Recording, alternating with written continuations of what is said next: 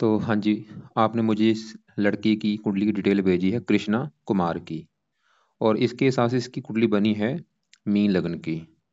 सवाल ये कि कुंडली इस लड़के की कैसी है, तो कुंडली में इसका शुक्र अच्छा है, बुध अच्छा है, सूर्य अच्छा है, मंगल अच्छा है, गुरु अच्छा है, चंद्रमा अच्छा है, शनि भी तकरीबन अच्छा है। लेकिन इसके दो ग्रह मुझे खराब लगे हैं, राहु और केतु। ये दोनों ग्रह इसकी कुंडली में खराब है। क्यों खराब है? दोनों ग्रह नीच के होके बैठे हैं। नीच के ग्रहों को अच्छा नहीं माना गया। और इसके लिए नेगेटिव बात क्या है कि इसके ऊपर राहु की महादशा भी चली हुई है। मतलब इस लड़के की लाइफ में जो भी दिक्कतें आ रही हैं, जो भी इसको कोई शरीर कष्ट हो रहा है, आलस आ रहा है, जो भी इसकी लाइफ में दिक्कतें आ रही हैं, भाग्य साथ नहीं दे रहा, नौकरी नहीं लग रही, ये राहु कारण है। क्योंकि पूरी कुंडली में सबसे ज्यादा ग्रह खराब है राहु, जो कि नीच का है। और कमाल की बात है कि इसके ऊपर राहु की ही महादशा चली हुई है। 20 में चली थी, 38 में खत्म होगी। और ये लड़का चाहे नोट कर भी लेगा कि 2020 के बाद इसकी लाइफ में दिक्कतें आनी शुरू हो चुकी थी। नोट कर भी ले कि इसकी जो दिक्कतें आ रही पिछले, जब से राहु की दशा चली है, पिछले 4 साल हो चुके हैं, तब से ये दिक्कतें आ रही हैं। अब आपको मैं विस्तार में समझाता हूँ। सबसे पहले देखो जी, ये जो लड़का है इसको मैं बोलूंगा कि भाई, ये जो कुंडली होती है इसमें होते हैं 12 घर। 12 घर मैं लिख देता हूँ, वो आप समझ लो। ये है आपकी कुंडली का पहला घर, ये है दूसरा घर, ये है तीसरा घर, चौथा, पांचवा घर, छठा घर, सातवां, आठवां, नौवां घर, 10वां, 11वां और ये 12वां घर। अब ये जो 12 घर हैं, इन घरों से आपके जीवन के बारे में कुछ ना कुछ पता किया जाएगा। जैसे कि पहले घर से हम पता करेंगे कि आपका शरीर कैसा होगा, हेल्थ कैसी होगी, आपका स्वभाव कैसा, रंग रूप कैसा, इस पहले घर से देखेंगे। दूसरा घर आपके है धन जोड़ने का, परिवार का, वाणी का। तीसरा घर छोटे भाई बहन। चौथा घर माता, मकान, वाहन। पांचवा घर आपके बच्चों का है। छठा घर शत्रु, रोग, कर्जे का। सातवां घर आपकी पत्नी का। आठवें घर से आपकी उम्र देखेंगे। नौवें घर से आपका भाग्य देखेंगे। 10वां घर आपके काम काज का है। 11वां घर आमदनी, लाभ, इच्छा पूर्ति। और 12वें घर से आपके खर्चे देखेंगे। हमने मतलब जो कुछ देखना है हमें कुंडली में वो घर देखना है। आप यहाँ पे देखो जी, मैं आपको बोलूंगा भाई कृष्णा जी, आप मेरी दो बातें नोट करो। पहली बात, जो मैंने 12 घर लिखे हैं वो याद कर लो। दूसरी बात, इन 12 घरों से जो कुछ देखा जाएगा वो याद कर लो। और अब आप ये देखो कि आपने क्या देखना है, वो घर देख लो। जैसे कि आपका अगर सवाल है आपके काम काज के बारे में, आपने अपने काम काज के बारे में जानना है। 10वां घर कुंडली में काम काज का है, तो काम काज के लिए 10वां घर देखेंगे। और 10वें घर में एक नंबर लिखा है 9 नंबर। 9 है धनु राशि, धनु राशि का मालक है गुरु ग्रह। तो आपके काम काज के लिए हमें 10वें घर के मालक गुरु को देखना पड़ेगा। ऐसे ही मान लो हमने आपकी उम्र देखनी है, 8वें घर से आपकी उम्र देखी जाएगी। और 8वें घर में नंबर 7 लिखा है, जो कि है तुला राशि, माल किसका बना, शुक्र। तो आपकी उम्र देखनी है तो हमें शुक्र को देखना पड़ेगा। अब देखो जी, आपको मोटा मोटा बेस की जानकारी समझ आ चुकी है कि मैं क्या कहना चाह रहा हूँ, क्या समझाना चाह रहा हूँ। अब बात करते हैं भविष्यवाणी की। भविष्यवाणी में क्या होता है कि ये जो 9 ग्रह हैं, क्योंकि आपके वैसे तो ग्रह अच्छे हैं तकरीबन, बस आपका राहु केतु खराब है। अब ये जो 9 ग्रह हैं, इनका जो असर है वो हमारे जीवन के ऊपर कब आता है, जब इनकी चलती है दशा। और दशा होती है दो प्रकार की, एक होती है महादशा, एक अंतरदशा। महादशा काफी बड़ी होती है, जो कि आपके ऊपर चली है राहु ग्रह की। ये 20 में चली है, 38 में खत्म होगी, 18 साल की दशा है। तो इसका मतलब ये है कि आपके जीवन के ऊपर अभी सबसे बड़ा असर है राहु ग्रह का, क्योंकि उसकी चल रही है महादशा। और उसका आपके ऊपर असर कितना है, वो है 80%। आपकी 100 में से 80% जो लाइफ है, वो 80% आपके साथ जो कुछ हो रहा है राहु की वजह से हो रहा है। जो भी आप मतलब खा रहे हैं, पी रहे हैं, काम कर रहे हैं, कुछ भी राहु की वजह से हो रहा है। जो सोच भी रहे हैं, आपके मन में जो विचार आते हैं, वो भी राहु की वजह से आ रहे हैं। और बाकी बचा 20% असर आपके ऊपर गुरु का है, जिसकी चली हुई है अंतरदशा। ये चौथा महीना 23 से चली है और 9वां महीना 25 में खत्म होगी। तो हमने देखा कि आपके ऊपर जो असर है राहु और गुरु का है। गुरु का असर बिल्कुल कम है, लेकिन राहु का है बड़ा असर। तो अब आपका जो राहु, मतलब आपके जीवन में जो कुछ हो रहा है राहु की वजह से हो रहा है। तो अगर आपका कुंडली में राहु अच्छा निकला, तो लाइफ में करेगा अच्छा ही अच्छा। अगर राहु अच्छा निकला लेकिन खराब निकला, तो खराब करेगा। अब राहु सवाल की अच्छा है जब बोल रहा है, तो राहु भाई खराब है आपका बड़े लेवल पे। इसकी वजह से क्या होगा, राहु आपके जीवन में खराब ही खराब करेगा, आपके साथ बुरा ही बुरा करेगा। तो आप ये समझ लो आपका भाई अभी बुरा समय चल रहा है। ये राहु आपको बड़े लेवल पे बुरे फल देगा। क्या बुरे फल देगा, क्यों बुरा है? तो राहु आपका पहले देखो बैठा कहाँ पे है, ये बैठा है इस घर में, 9वें घर में। और 9वें घर से देखा जाता है, इस घर से देखा जाएगा आपका भाग्य। आप मतलब कितने भाग्यशाली होंगे, 9वां घर देखना पड़ेगा। 9वां घर धर्म का भी होता है, अब धर्म को मानेंगे जी नहीं। 9वां घर पिता का भी होता है, तीर्थ यात्रा, विदेश यात्रा। और आपको मैंने फार्मूला ये भी समझा रखा है कि घर का मालक देख लो बस। अब 9वें घर में क्या लिखा है, 8 नंबर, 8 है वृश्चिक राशि, मालक इसका है ये मंगल। तो आपका भाग्य देखना है हमें, 9वें घर के मालक मंगल को देखना पड़ेगा कि आप कितने भाग्यशाली होंगे। मंगल के अलावा 9वें घर में राहु बैठा है, राहु को भी देखना पड़ेगा। तो 2 ग्रह देख के डिसाइड होगा आपका भाग्य के बारे में। अब पहले मैं राहु की बात कर रहा हूँ। तो राहु देखो जी, हमने देखा कि वो बैठा है 9वें घर में। अब 9वें घर में जो 8 लिखा है, यह है वृश्चिक राशि, जो कि इस राहु की है नीच राशि। मतलब आपका राहु क्यों खराब है, क्योंकि ये कुंडली में नीच का होके बैठा है। यहाँ पे मैं आपको एक बात और बता दूं कि ये जो 9 ग्रह होते हैं, अगर ये अपने घर में बैठे हैं, इनका कुंडली में अपना भी घर होता है। जैसे आपका ये शनि अपने घर में बैठे हैं, अपने घर में बैठे हैं बहुत अच्छे फल देते हैं। दोस्त के घर में बैठे हैं फिर भी अच्छे फल देते हैं। उच्च के बैठे हैं फिर भी अच्छे फल देते हैं। लेकिन अगर ये ग्रह दुश्मन के घर में चले जाएं या नीच के चले जाएं, अच्छे फल नहीं देते। तो राहु क्यों खराब है, क्योंकि वो नीच का बैठा है। वो क्या खराब फल देगा, बैठा कहाँ पे है, 9वें घर में। तो 9वें घर को खराब करेगा ये राहु। 9वां घर किसका है, भाग्य है। तो राहु भाई आपके भाग्य की हानि करेगा, आपका भाग्य आपका साथ नहीं देगा, किस्मत आपकी साथ देगी नहीं इस राहु की वजह से। 9वां घर धर्म का है, आप धर्म को नहीं मानेंगे, पिता का है, पिता संबंधी दिक्कतें।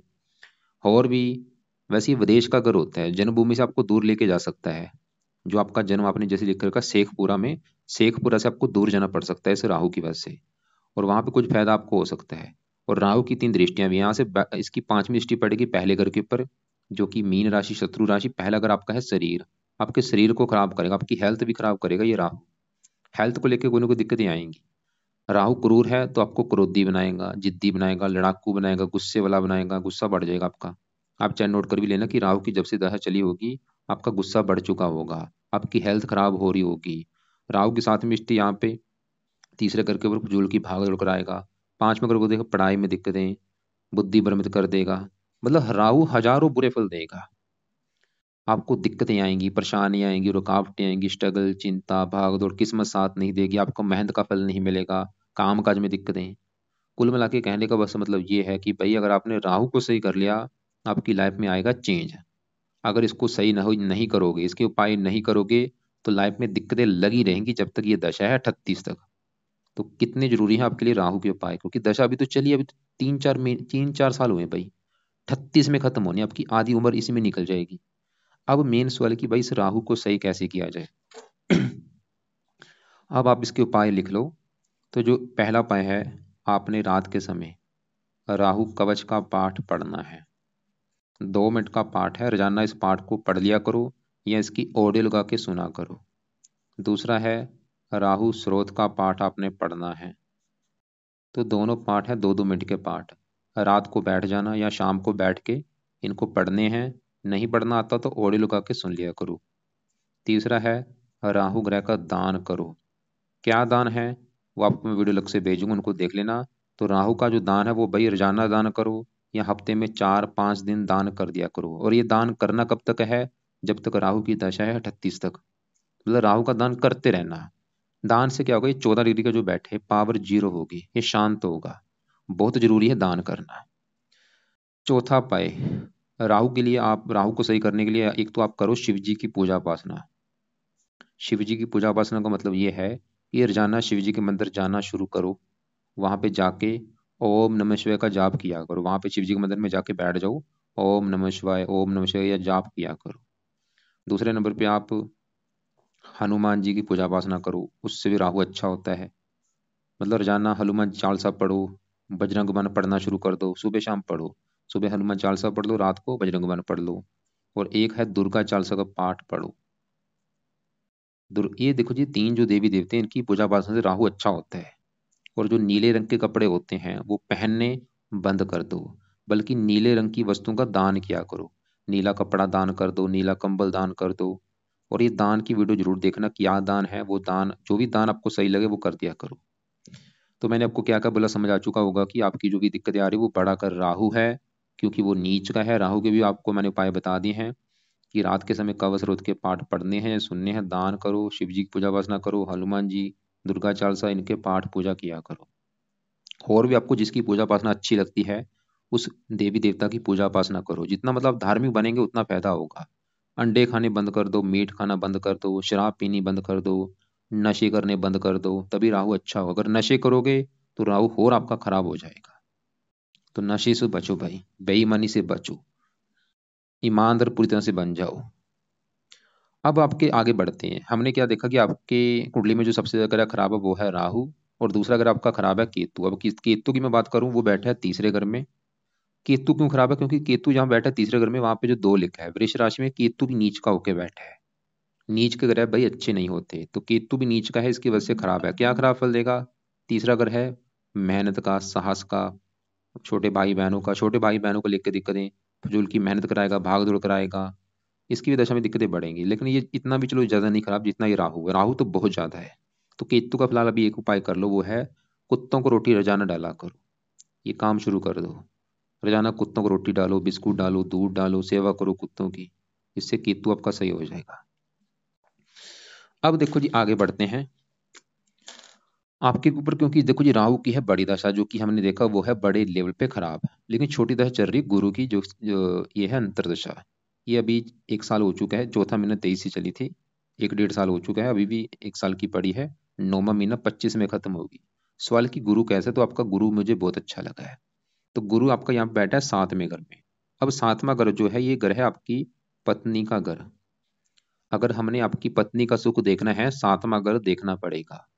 और 7वें घर में देखो जी आपको क्या बोला था, घर का मालिक देखना है। 7वें घर में क्या लिख रखा है? 6 नंबर। 6 है कन्या राशि, मालिक इसका है ये बुध।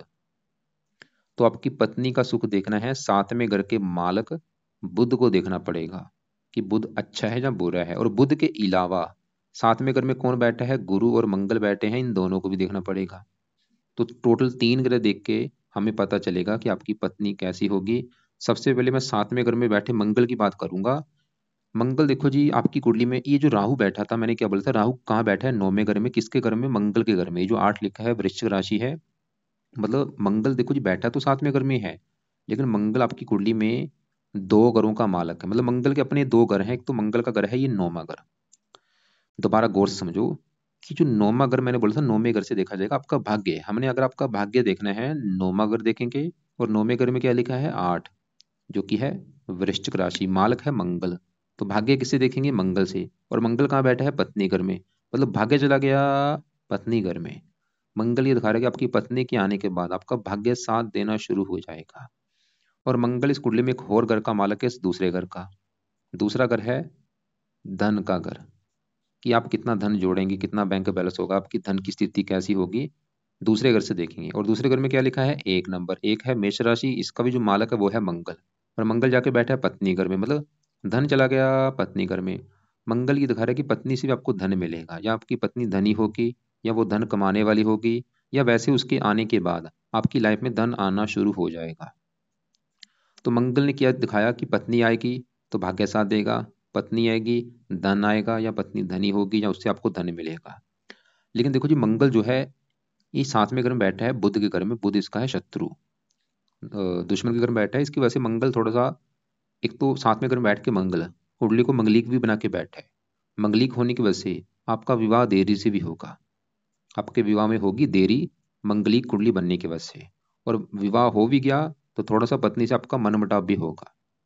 मतलब मंगल आपके विवाह में देरी भी करेगा, पत्नी से मनमुटाव भी होगा, और पत्नी के आने के बाद आपका भाग्य भी साथ देगा। पत्नी के आने के बाद आपकी लाइफ में धन भी आएगा। सभी चीजें होंगी, विवाह में देरी होना, पत्नी से मनमुटाव होना।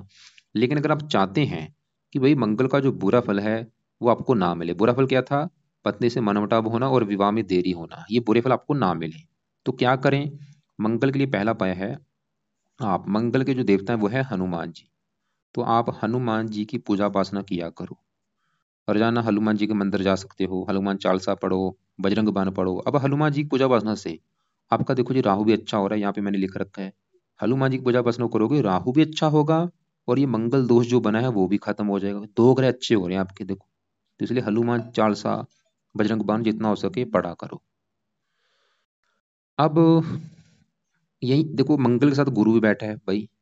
तो पत्नी के लिए आपके गुरु को भी देखना पड़ेगा। अब सवाल है कि गुरु कैसा है, तो गुरु आपकी कुंडली में बड़े लेवल पे अच्छा है। मंगल भी अच्छा है, लेकिन थोड़ा सा बस यही है कि विवाह में देरी होना या थोड़ा सा पत्नी से मनमुटाव होना, ज्यादा नहीं, थोड़ा बहुत होगा। अब जो गुरु है वो तो बिल्कुल अच्छा है। अब गुरु देखो जी, गुरु भी इस कुंडली में दो घरों का मालक है। गुरु का अपना घर एक तो है ये 10वां घर। 10वें घर में क्या लिखा है, नौ। नौ है धनु राशि, मालक गुरु। और 10वां घर है काम काज। अगर आपका काम काज देखना है 10वां घर देखेंगे, और 10वें घर में नौ लिखा है मालक गुरु, तो काम काज के लिए देखना पड़ेगा गुरु को, और गुरु चला गया पत्नी घर में, मतलब काम काज चला गया उठ के पत्नी घर में। भाई पत्नी के आने के बाद आपका काम काज भी चलना शुरू हो जाएगा, गुरु ये दिखा रहा है। और आपकी जहाँ तो पत्नी भी मुझे लग रहा है काम काज करने वाली होगी, या वो आपके काम काज में सपोर्ट करेगी, गुरु ये दिखा रहा है। और गुरु इस पहले घर का भी मालक है, जहाँ पे 12 लिखा है मीन राशि, मालक गुरु। पहला घर आपका है शरीर, सेहत, स्वभाव, रंग रूप, पर्सनैलिटी, सर, मस्तक। इसके लिए अगर आप ये देखना है तो पहले घर के मालक गुरु को देखना पड़ेगा। गुरु लगन को देख रहा है 7वीं दृष्टि से। गुरु मतलब आपकी हेल्थ अच्छी रखेगा, स्वभाव अच्छा, रंग रूप अच्छा, पर्सनैलिटी अच्छी, सर मस्तक अच्छा। और गुरु की वजह से आपकी पत्नी समझदार होगी, गुणी होगी, धार्मिक होगी। मंगल की वजह से थोड़ी सी पत्नी आपकी क्रोधी भी होगी, लेकिन गुरु की वजह से वो धार्मिक होगी, समझदार, गुणी। और अभी ये जो गुरु की दशा चली है, इसमें आपका विवाह भी हो जाएगा। ये 9वां महीना 25 से पहले आपका विवाह होने के काफी योग है। तो गुरु हमने देखा अच्छा है, मंगल भी ठीक है, बस थोड़ा सा पत्नी से मनमुटाव। अब देखो जी, 7वां अगर मैंने बोला था पत्नी का घर है, और 7वें घर में 6 लिखा है कन्या राशि, मालक बुध। तो आपकी पत्नी के लिए हमें बुध को भी देखना पड़ेगा। और बुध यहाँ पे बैठा है 5वें घर में। पांचवा, जहाँ ये बुध बैठा 5वां घर है, ये संतान का घर है। संतान, पढ़ाई का घर है, बुद्धि का घर है। सवाल की बुध कैसा है, बुध भी अच्छा है क्योंकि ये घर अच्छा है 5वां। 5वां घर प्रेम का भी होता है, पत्नी प्रेम। बुध वैसे ही दिखा रहा है कि आपका प्रेम विवाह भी हो सकता है, आपके काफी मात्रा में प्रेम विवाह के भी मुझे योग दिख रहे हैं, या आपकी पत्नी आपको प्रेम करने वाली मिलेगी। और बुध भी दिखा रहा है कि भाई पत्नी का सुख अच्छा है। और बुध इस चौथे घर का भी मालक है, जहाँ पे 3 लिखा है, चौथा घर माता, मकान, वाहन। मकान वाहन का सुख अच्छा मिलेगा। संतान सुख देने, चौथा घर सुख, सुख संतान, संतान से आपको सुख मिलेगा। बुध आपकी संतान घर में बैठा है, मतलब संतान का भी सुख अच्छा है। 5वां घर पढ़ाई का, पढ़ा लिखा। 5वां घर बुद्धि का, बुद्धिमान बनाएगा आपको। तो बुध आपका अच्छा है। मतलब आपकी अगर पत्नी का मन जोड़ निकालो कि पत्नी कैसी है, तो पत्नी के आने के बाद आपकी किस्मत चमकेगी बहुत बड़े लेवल पे। पत्नी के आने के बाद आपका भाग्य साथ देना शुरू हो जाएगा। पत्नी के आने के बाद आपकी लाइफ में धन आना शुरू हो जाएगा, या पत्नी के द्वारा आपका भाग्य होगा, या पत्नी के द्वारा आपको धन मिलेगा। काम काज आपको पत्नी के आने पर शुरू हो जाएगा चलना, या पत्नी आपकी काम काज करने वाली होगी, या वो आपके काम काज में सपोर्ट करेगी। प्रेम आपको पत्नी से मिलेगा। थोड़ा सा पत्नी से मनमुटाव भी होगा, विवाह में देरी भी होगी मंगल की वजह से। और बाकी देखो जी, यहाँ पे मैं चंद्रमा की बात करता हूँ। चंद्रमा है इस घर का मालिक 5वें घर का। ये जो 5वां घर संतान का घर है, 5वें घर में क्या लिखा है, 4, जो कि कर्क राशि, मालिक इसका बना चंद्रमा। तो संतान के लिए चंद्रमा को देखना पड़ेगा, जो कि बैठा है दूसरे घर में, धन के घर में। संतान चलेगी धन। संतान होने के बाद भी आपकी लाइफ में धन आना शुरू होगा, चंद्रमा ये दिखा रहा है। और आपकी संतान भी धनी होगी, वो भी आपको धन कमा के देगी, चंद्रमा ये दिखा रहा है। दूसरे घर में बैठा धनी बनाएगा संतान होने के बाद। और 5वें घर में सूर्य बैठा है, छठे घर का हमारे पास, छठा का रोग, रोग ये थोड़ा संतान को रोगी भी बना सकता है। बाकी देखो जी, आपके यहाँ पे शनि की बात करूं, शनि बैठा है 12वें घर में। 12वें घर में 11 लिखा है, कुंभ राशि, मालक इसका शनि अपने घर में बैठा है। और शनि इस 11वें घर का भी मालक है, आमदनी, लाभ, इच्छा पूर्ति, आमदनी। ये 12वां घर विदेश का है, जन्मभूमि से दूर भी आपको लेके जा सकता है शनि। अपने घर में बैठा है, ठीक है, आमदनी के लिए अच्छा है, इच्छाएं पूरी कर देगा। तो टोटल अगर देखा जाए, गुरु अच्छा है, मंगल अच्छा है, बुध ठीक है, सूर्य भी ठीक ठाक है, चंद्रमा अच्छा है, शनि भी ठीक है। शुक्र की बात करूं, 8वें घर का मालक है, उम्र के लिए अच्छा है, चौथे घर में बुध की राशि में बैठा है, मित्र राशि में। मकान वाहन के लिए अच्छा है। और मतलब बस आपकी जो ग्रह खराब, भाई राहु खराब खराब आपका। और आपके लिए बुरी बात क्या है, नेगेटिव बात क्या है, कि उसी की आपकी चल रही दशा। मतलब जो ग्रह आपका खराब है कुंडली में, देखो उसी की दशा चल रही है। आपने डिटेल भेजी मुझे, और आपकी ये देखो दशा वाली चार्ट। मतलब सभी 9 ग्रह में जो जिसकी दशा है, वो ग्रह आपका खराब है। राहु की दशा 20 में चली है, 38 में खत्म होगी। ठीक है, छोटी दशा जो गुरु की, वो फिर भी चलो अच्छा है। तो अब मेन सवाल ये है कि भाई ये इसको सही कैसे किया जाए, राहु को। तो राहु को सही कैसे करना है, वो आपको मैंने उपाय बता दिए हैं। और बाकी होर्स दूसरे ग्रहों के उपाय करने हैं जो नहीं, सवाल ये है। केतु के लिए मैंने बोला, केतु का दान, कुत्तों को रोटी डाला करो। शुक्र के उपाय रहने दो। मंगल दोष जो बना है, उसके लिए मैंने हनुमान जी की पूजा उपासना बोली है करने के लिए। गुरु की छोटी दशा, उसके उपाय चाहे रहने दो, बुध के रहने दो। सूर्य के लिए आप इसके भी उपाय अभी रहने दो। बस मेन आप राहु के उपाय करो। बाकी आपके जो सवाल है आपने एक लिख के भेजा है कि सरकारी नौकरी कब होगा, होगा रिजल्ट होता है 10वां घर सरकारी नौकरी, 10वें घर का मालिक गुरु। देखो जी, राहु की जो दशा है ये आपके कामों में विघ्न डालेगा। सवाल है कि सरकारी नौकरी का योग है या नहीं। कुछ योग है आपका, ज्यादा नहीं मैं बोलूंगा, बड़े लेवल पे थोड़ा बहुत योग है, हल्का सा योग है, लेकिन ज्यादा योग मुझे नहीं दिख रहा। बाकी आपके जन्मभूमि से दूर जाने के योग काफी हैं। जन्मभूमि से दूर का मतलब चाहे वो दूसरी कंट्री है चाहे आपका अपना ही देश। और लेकिन फाइनल नहीं हो पाता है किस क्षेत्र में होगा। फिर भी अगर आप देखो जी, सवाल है कि कौन सा काम काज करूं। 10वां घर काम काज का है, इस घर का मालिक गुरु है, तो आप गुरु से जुड़े काम कर सकते हो। अब गुरु के जुड़े काम कौन से, वो आपको मैं दिखा देता हूँ। वैसे गुरु धर्म से जुड़ा है, धर्म से जुड़े जैसे काम होते हैं यहाँ पे देखो, ब्राह्मण का काम हो गया, धर्म उपदेश, कर्म, ज्योतिष, भी राजनीति, न्यायालय, कानून, वकील, बैंकिंग, और भी इसके काफी जुड़े काम है, वो आपको मैं लिख के भेज भी दूंगा, आप मुझे बोल देना। तो बाकी मेन देखो जी क्या है, दशा अच्छी होनी जरूरी है। आपके ऊपर जो दशा चल रही है ये सही, आपका मतलब समय अच्छा नहीं चल रहा। समय अगर अच्छा ना हो, जो मर्जी काम काज कर लो, दिक्कतें आनी है। ये मत सोचना कि ये काम कर लूं वो चलेगा। मेन इसको सही करो, राहु को, ये सही होगा। चाहे कबाड़ी का काम भी कर लेना, वो भी चल जाएगा। विवाह का सुख ठीक है, विवाह होने के बाद बल्कि आपकी किस्मत चमकेगी, इसलिए भाई कोशिश करो विवाह करा लो। मतलब आपका मेन गोल होना चाहिए विवाह कराना। विवाह कराओगे तभी आपकी किस्मत चमकेगी। खानदानी जमीन का जो हिस्सा मिला था उस पर गोतियां कोई नहीं। आप देखो जी, राहु के उपाय करो, क्योंकि मैंने बोला राहु की जो दशा आपकी जो चली है ये नीच का, ये आपकी हजारों दिक्कतें पैदा करेगा, दिक्कतें परेशानियां। ये उपाय करो, सब सही होगा। और आगे लाइफ में मेयर बन पाओगे जो नहीं। विवाह होने के बाद आपकी किस्मत चमकेगी, कुंडली दिखा रही, विवाह होने के बाद ही आपकी लाइफ में धन आएगा, भाग्य साथ देगा। और दूसरा, आपकी संतान होने के बाद भी आपकी लाइफ में धन आएगा, क्योंकि संतान चलेगी धन के घर में। बाकी देखो जी, फिर भी अगर आपको लग रहा है कि कोई बात समझ नहीं लगी, कुछ पूछना है, कॉल करके पूछ लेना। और मैं लास्ट में फिर बोलूंगा कि मेन आपका जो ग्रह खराब है राहु, भाग्य अगर में बैठा, भाग्य की हानि कर रहा है, उसके उपाय करने बहुत जरूरी है। तो वो उपाय यहाँ पे मैंने लिखे हैं कि रात के समय राहु कवच स्रोत के दोनों पाठ पढ़ लिया करो या सुन लिया करो। दान चाहे तो रोजाना कर लो या हफ्ते में 4-5 दिन कर दिया करो, करते रहो दान। वीडियो देख लेना क्या है, वो भेज दूंगा आपको मैं। शिव जी की पाठ पूजा करो, शिव चालीसा पढ़ो, ओम नमः शिवाय जाप किया करो, और जाना शिव जी के मंदिर जाया करो सुबह के टाइम खासकर। हनुमान चालीसा पढ़ो सुबह शाम, बजरंग बाण पढ़ लो, दुर्गा चालीसा पढ़ो। और बाकी आप सोमवार का व्रत भी रख सकते हो, अगर व्रत रखना आता है। हर सोमवार को व्रत रखो शिव जी के लिए। और नीले कपड़े बिल्कुल पहनने बंद कर दो या कम यूज करो, बल्कि नीले रंग की वस्तुओं का दान किया करो।